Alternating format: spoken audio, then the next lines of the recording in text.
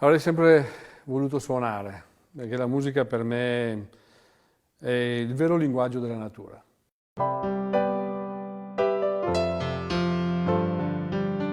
Io sono un uomo di passioni, dare concretezza a un pensiero, a un sogno, a un'emozione.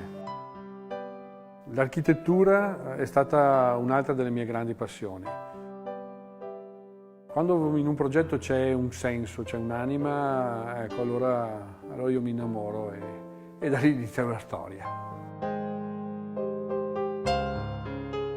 E la mia è quella di un uomo che ama la vita, che ama le belle cose, le cose buone e soprattutto che ama condividerle, perché credo che la conoscenza passi attraverso la condivisione delle proprie storie, delle proprie emozioni.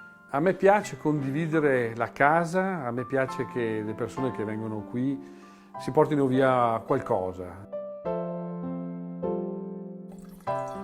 Fare vino è il mio modo di vivere. Poi, sai, il vino è comunque è un media, è un qualcosa che sta tra me e te. Io comunico con te attraverso questo vino. L'eleganza, la sottigliezza anche, no? Di questi profumi che vengono dalla terra, che vengono da un luogo che noi non vediamo, ma che è il luogo più importante. Anche l'anima non si vede, ma c'è ed è quella che imprime alla vita un senso.